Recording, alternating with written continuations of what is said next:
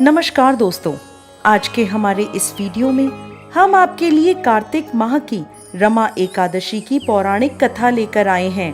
एक समय धर्मराज युधिष्ठिर कहने लगे, हे भगवान, कार्तिक कृष्ण एकादशी का क्या नाम है, इसकी क्या विधि है, इसे करने से क्या फल मिलता है, सो आप विस्तार पूर्वक बताइए। भगवान कृष्ण बोले, कार्तिक कृष्ण पक्ष की एकादशी का नाम रमा है। ये बड़े बड़े पापों का नाश करने वाली है। इसका महात्म्य मैं तुम्हें कहता हूँ, ध्यान पूर्वक सुनो। प्राचीन काल में मुचुकुंद नाम का एक राजा था। उसकी इंद्र के साथ मित्रता थी।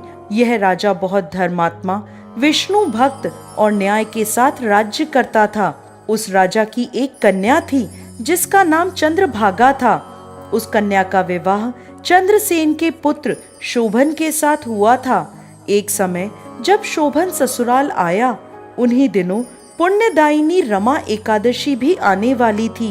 जब व्रत का दिन समीप आ गया तो चंद्रभागा के मन में अत्यंत सोच उत्पन्न हुआ कि मेरे पति बहुत दुर्बल हैं, वो एकादशी का व्रत नहीं कर पाएंगे और मेरे पिता की आज्ञा अति कठोर है।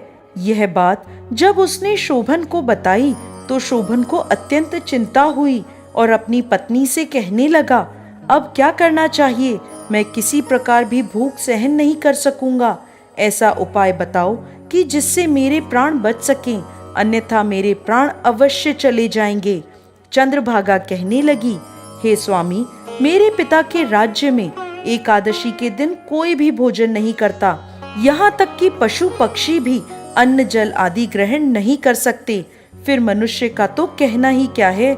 यदि आप भोजन करना चाहते हैं तो किसी दूसरे स्थान पर चले जाइए, क्योंकि यदि आप यहाँ रहेंगे तो आपको अवश्य ही व्रत करना होगा। ऐसा सुनकर शोभन कहने लगा, मैं अवश्य व्रत करूंगा, जो भाग्य में होगा वो हो जाएगा। इस प्रकार से विचार कर शोभन ने व्रत रख लिया और वो भूख और प्यास से परेशान होने लगा। जब सूर्य नारायण अस्त हो गए और रात्रि के जागरण का समय आया, वो समय शोभन के लिए अत्यंत दुखदायी हुआ। प्रातःकाल होते होते शोभन के प्राण निकल गए। शोभन की मृत्यु के बाद चंद्रभागा अपने पिता के घर में ही रहने लगी। रमा एकादशी के प्रभाव से शोभन को मंदराचल पर्वत पर धन धान्य से युक्त तथा शत्रुओं से रहित एक सुंदर देवपुर प्राप्त हुआ। यह अत्यंत सुंदर रत्न और मणियों से जड़ित स्वर्ण से निर्मित था।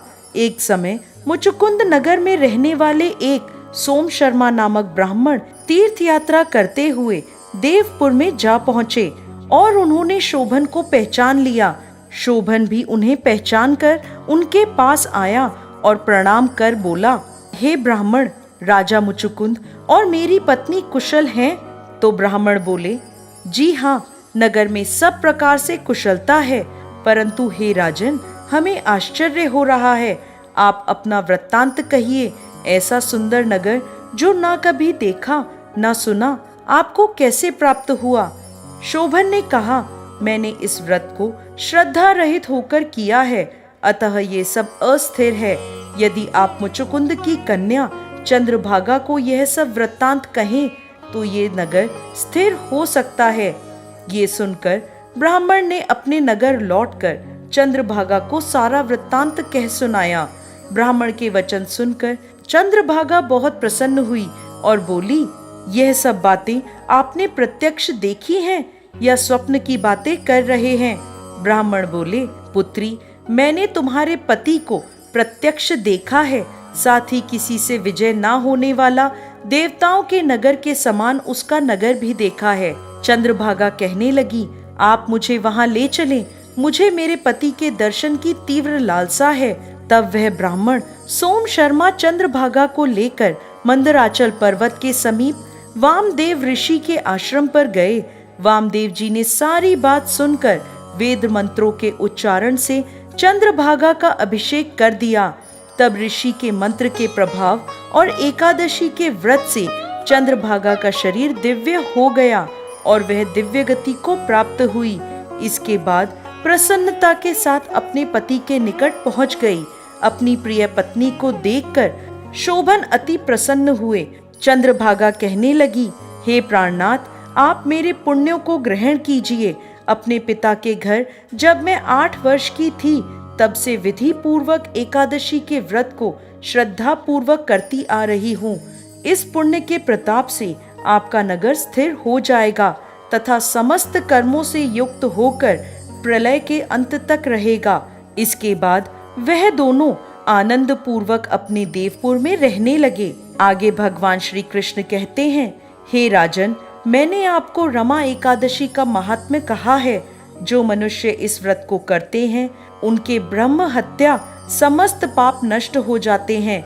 जो मनुष्य इस महात्म्य को पढ़ते अथवा सुनते हैं वे समस्त पापों से छुटकारा पाकर विष्णु लोक को प्राप्त होते हैं। जय श्री हरि विष्णु।